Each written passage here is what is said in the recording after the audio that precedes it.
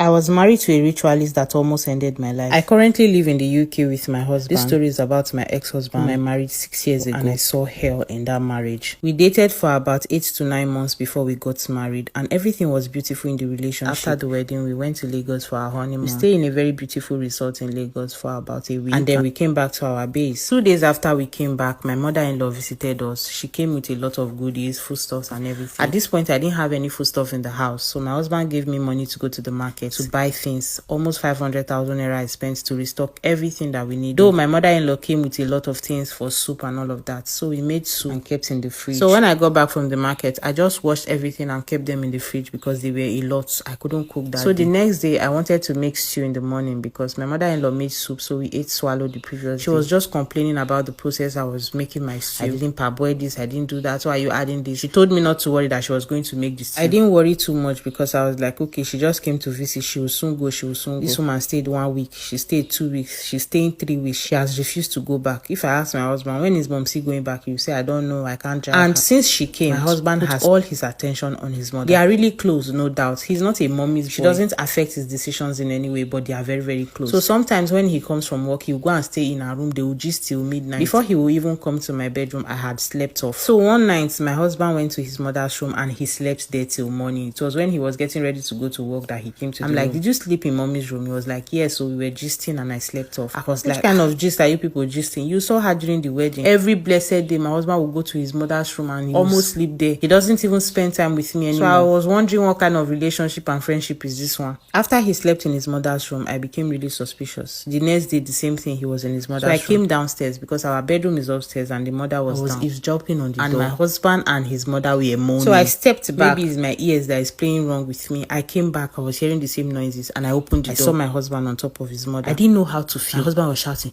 lock the door, my friend. I was like, what do you mean? I just went upstairs. I was furious. All my body was shaking. Like, what did I just see? My husband rushed into our bedroom. Instead of him to come and be apologizing, explaining himself, he was warning me, asking me who gave me the audacity to barge into his mother's room, who told me to open the door. That if anybody hears about this, he was going to kill me. I'm like, are you for real? Is this what I get for catching you? Are you supposed to be apologizing or threatening me? He said he has told me what he wants to tell me. Then he dressed up and left. So I started asking myself, what is going on? What did I just see? Like, are these people playing pranks on me or what exactly is going on? Shortly after, my mother-in-law came to knock on my door and she came inside. She said she wanted to talk to me. I should sit down. She started explaining to me that what they are doing is a sacrifice. If they don't do it, my husband was going to die. That this tradition was passed down to him by his father. His father was in his particular secret cult, and then he initiated his son. I'm going to also initiate my first son. And when my son is 15 years old, I will start sleeping with him. I was shouting. I was like, Mama, what rubbish are you even saying? You want me to be part of this nonsense? Did I agree to do this rubbish before you people came to pay my bride price? I said, I'm not doing this nonsense. She was telling me that if anybody hears about this, that I'm going to die. I said, I don't care. She finished talking. She left. I softly arranged all my properties. I packed my load and I went straight to my parents' house. So my mother was now asking me what happened. I told them I was no longer interested in this marriage. If you know that you have not started eating the yam and groundnut oil and red oil, return them because I'm not interested. So my father was asking. I told them that if I tell them the actual reason, they said I am going to die. So I cannot tell you the reason. My father was like, what? Who is threatening your life? My father called my in-laws, that is my husband's uncles, and told them that they should come for a meeting or something is happening. They came. My husband told them that my daughter said her life is being threatened, so she cannot continue with this marriage. We are going to return everything, not just bride price, all the things that are on the list. We are returning everything because my father is not a poor man. And we returned every single thing to them. Told them that I was no longer interested in the marriage. Even after doing that, after like a month, my mother-in-law will call me and be threatening me, and the thing was getting too much, so I started recording their calls. Even my husband will call me. If I ever hear this in anybody's mouth, that you told them what you saw, I already told you. If you like your life, I started recording everything,